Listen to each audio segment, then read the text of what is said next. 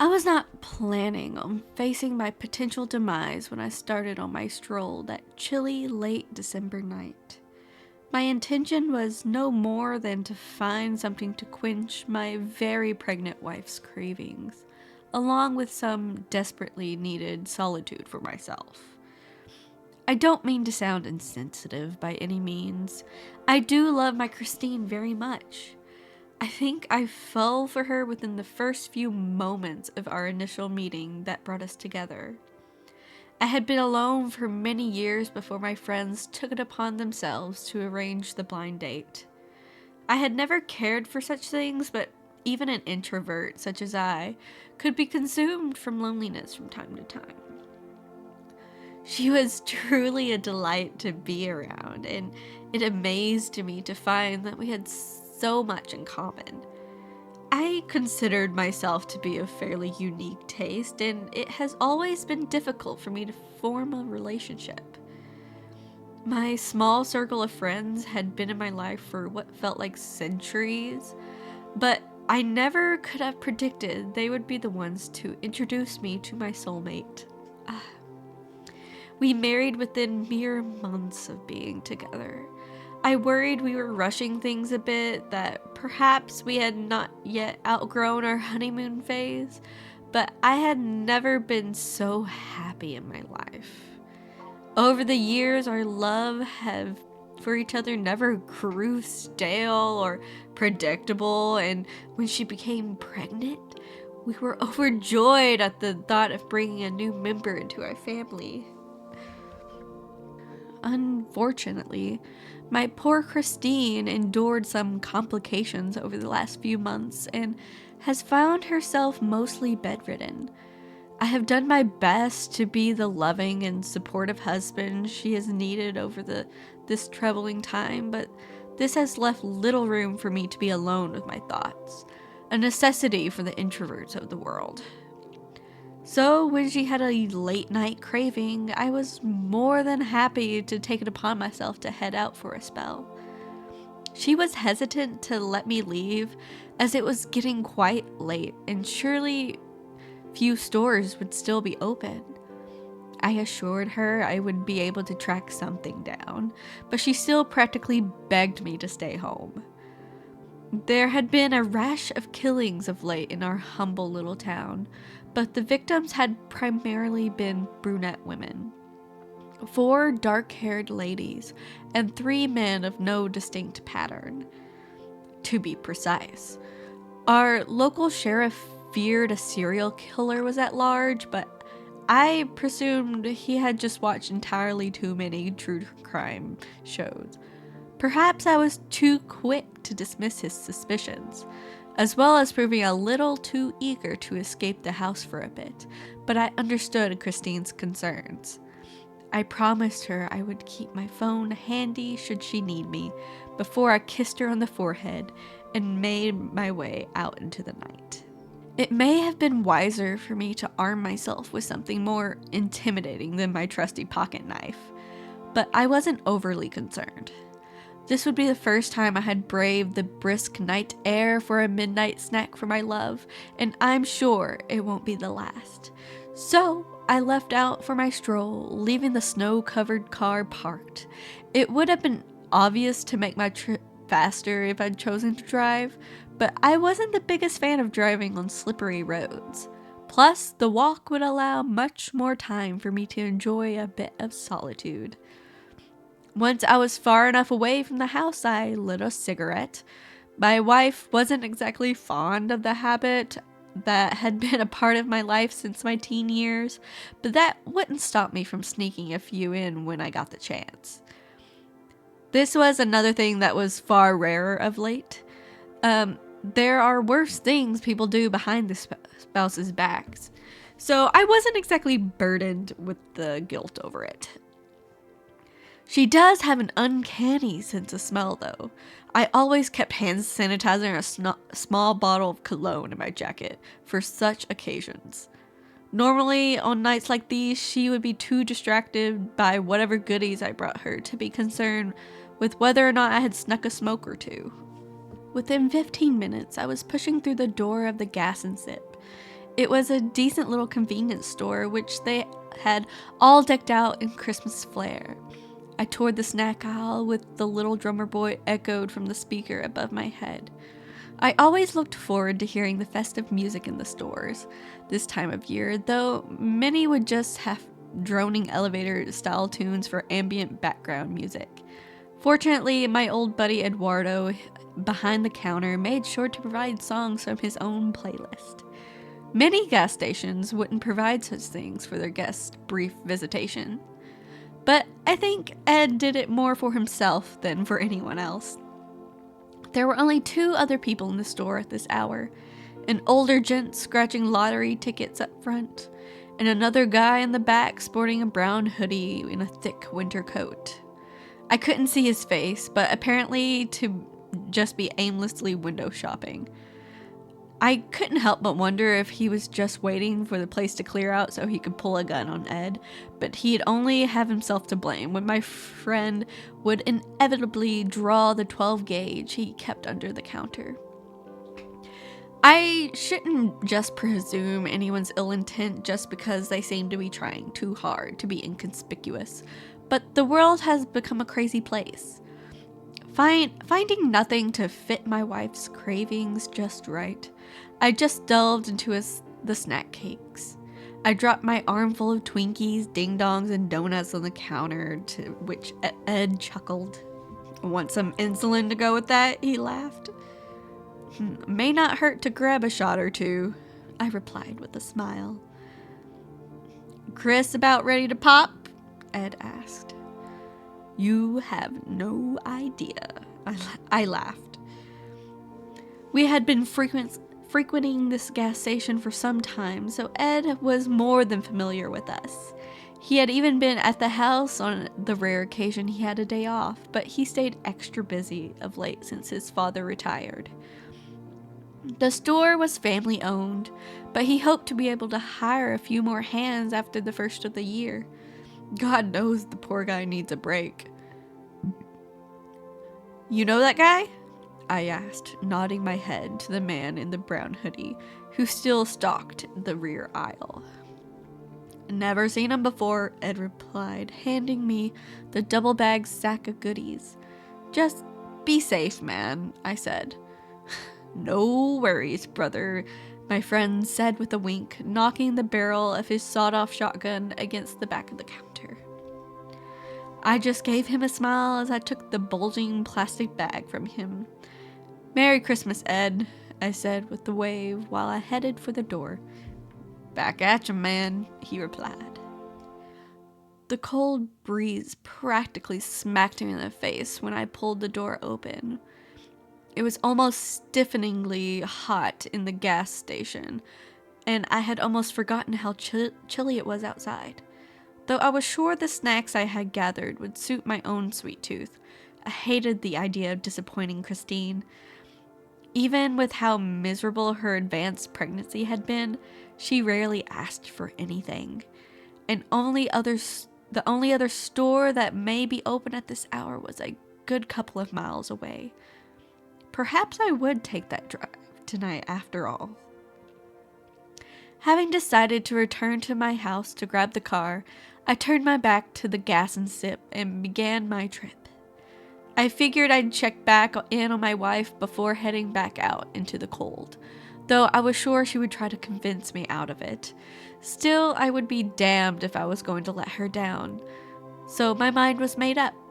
I dug my earbuds out of my jacket pocket and queued up my own Christmas playlist to guide my path home. Perhaps it wasn't the best choice to tune out the world around me. I likely should have been paying more attention to my surroundings as I traversed the snowy sidewalk to my festive melody. It was my own fault I didn't see it coming. Whatever it was that struck me across the back of the head immediately knocked me unconscious. I can't be sure how long I was out, but when my eyes opened back up, I found I was strapped down to a frigid metal table in a darkly lit room. Leather belts were buckled around each wrist and ankle, and my coat and shirt had been removed. It was freezing, to the point I could see my shaky breath exiting my mouth while my heart thumped so hard I could see my chest bouncing. After a moment, fluorescent lights flickered on above me, causing my eyes to burn slightly. "Wasn't sure if anyone else would be out this late," a voice said from behind where I lay. "I was about to settle for the old man when you walked in," he continued as he strolled around the metal table. He pulled down the brown hood to reveal a thin face with dark beard stubble. I'd say he was maybe early 30s at the most. Thick, shaggy hair, long, pointy nose, pale skin, and immaculate white teeth, from what I could tell. He appeared taller than at the convenience store, but that could just be the effect of me being strapped down to a slab close to the waistline. Didn't want to grab the guy behind the counter. He'd likely be missed, plus the security cameras would surely catch me dragging him out. "Ain't never seen you before, though," he said nonchalantly as he unlocked the large closet in the back of the room. The double doors opened to reveal an assortment of especially nasty-looking bladed weapons. Some were long and curved, some short and serrated, but all of them looked sharp enough to slice through a Thanksgiving turkey with little to no resistance. Were I to wager a guess, my body would be taking the place of the traditional birdie in this case. "Ain't as easy to snatch folks up this time of year," the stranger, who was now slipping out of his padded coat, said. "May have to move to a more populated town soon, you know," he continued, unzipping the hoodie. "I try to keep moving. Ain't too smart to linger anywhere for too long with hobbies like mine." He laid the hoodie over the desk that sat against the rear wall while reaching for the apron that hung on the inside of the cabinet door. "Couldn't resist trying to get one more before the end of the year." He tied the apron lace around his waist before studying the contents of his well-armed closet. "Being Christmas and all, I'll show you a bit of compassion. What do you say?" he asked, turning to face me for the first time since our, introduction. "Want it quick and easy, or do you want me to take my time a bit?" He was speaking as casually as if he was asking what side I wanted to go with my burger. "Can I think about it for a while?" I asked, shrugging as much as I could while strapped in a cold-ass table. "That's a big no, partner, but can't blame you for trying," he replied, busting out laughing at the end. "Worth a shot," I sighed. "So," he continued, drying his eyes with the back of his hand, still chuckling slightly, "what's it gonna be?" I adjusted my head as much as I could to look the man in the face. His dark eyes had a certain hunger behind them. I thought I may attempt to stall him a little, at least give me some extra time to come up with some semblance of a plan to get out of this. "I can't say I'm pressed for time or anything," I replied. "I'm sure my wife is getting worried by now, but I assume you're not planning on letting me head home anytime soon." "Of course, I imagine it's safe to say that taking your time a bit, as you said," I waved my fingers in the air, which were far less effective while strapped down, "would be a good deal more painful for me, though I would think far more satisfying for you. On the flip side," I continue, "what you call quick and easy is sure to kick my bucket far sooner than I'd like so." "You gonna drone all night?" he whined, interrupting my train of thought. "Well, it's a relatively big decision," I reasoned.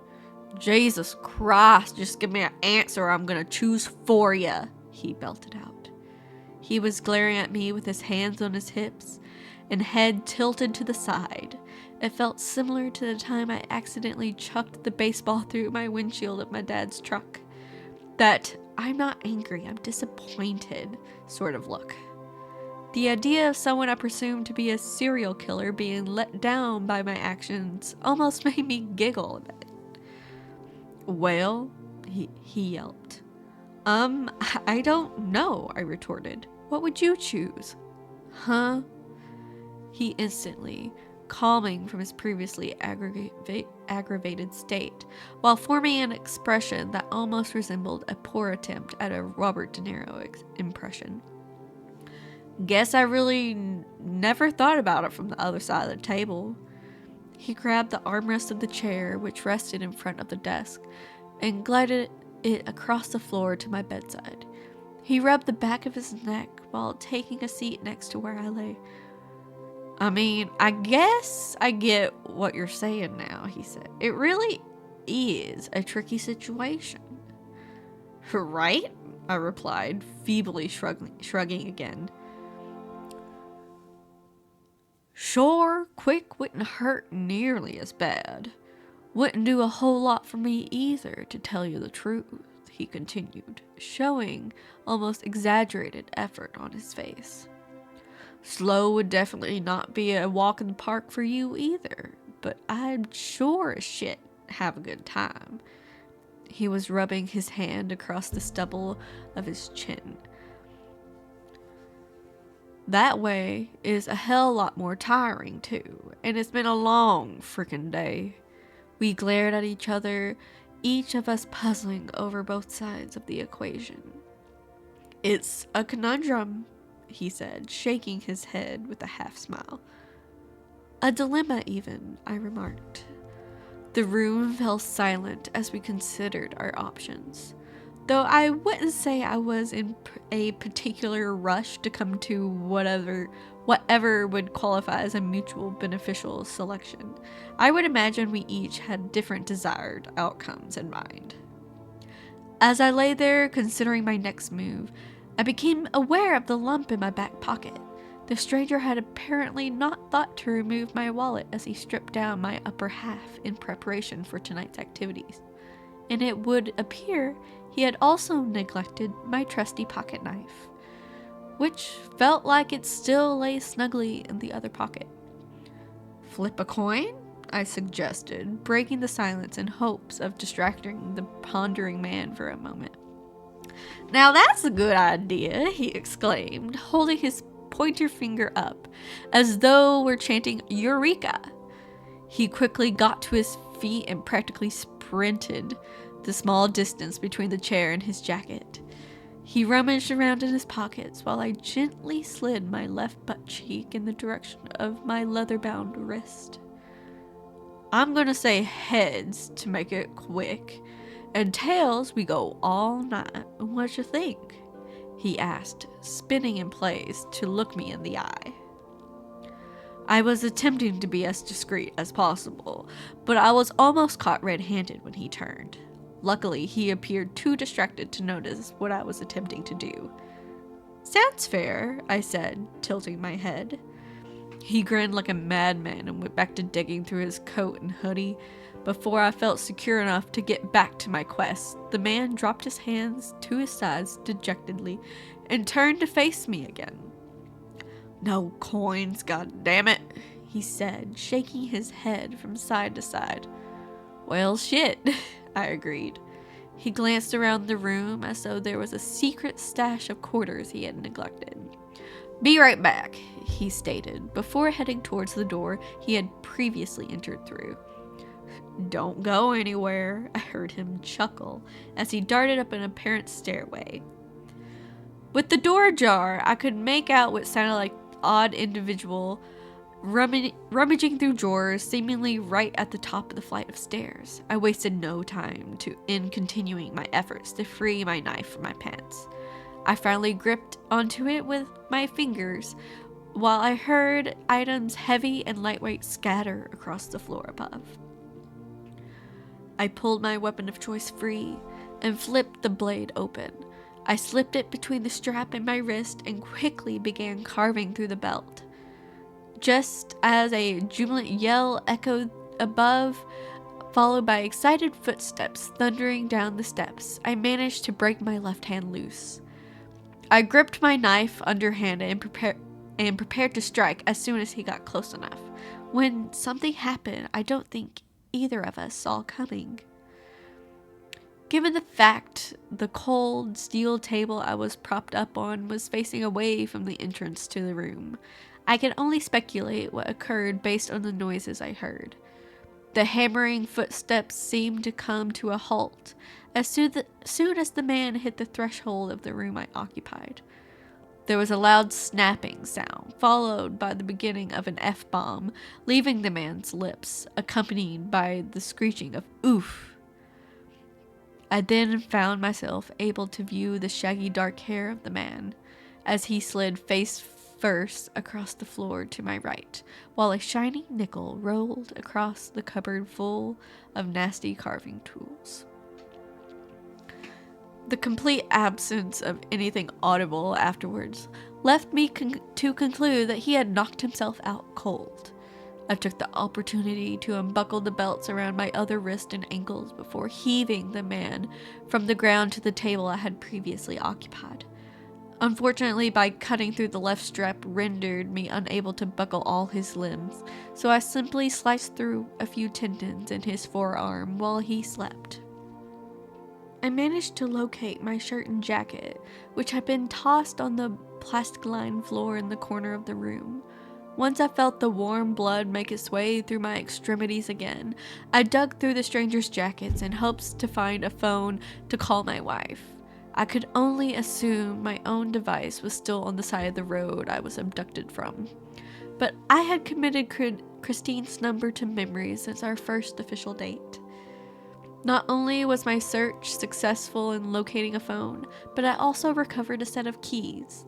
I had absolutely no clue where I was at the moment, but I should be free to use whatever vehicle these operated when I was done here. With his device in hand, I was finally able to check on what time it was. Seeing that it was a little after 4 in the morning, I had little doubt that my love would be bordering on frantic at my delayed return home. Even though I was calling from an unfamiliar number, she answered within 2 rings, and as predicted, she was bordering on tears when she heard my voice. I informed her of what had happened and assured her I would be home as soon as I was able. Even though I had little choice in the matter, I still apologized for not being able to track down what she had a hankering for. Still, I promised I would bring her home the heart of the dark-haired man who now laid strapped to the cold metal table. She had been craving nothing but brunette women for a while now, and she still sounded delighted when I promised to bring her the tasty snack momentarily. It wasn't always easy being married to a werewolf, but my own unique talents paired with hers quite nicely. Even more so since her pregnancy rendered her unable to hunt for the last few months. I must say the wealth of tools I now had access to would make things much easier for me. Though I was very skilled with my trusty pocket knife, it was always a bitch to get through the sternum, especially on these cold nights when I can barely feel my fingertips.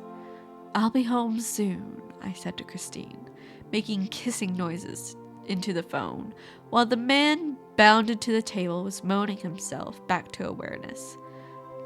He spilled a mass of profanities and grunts when he realized we had switched positions. I pulled his apron over my head and tied the cord around my waist while he withered and shouted. "So," I said, interrupting his alarmed curses when he realized he could not control his left arm. "Would you like it quick and easy, or should I take my time?" I asked.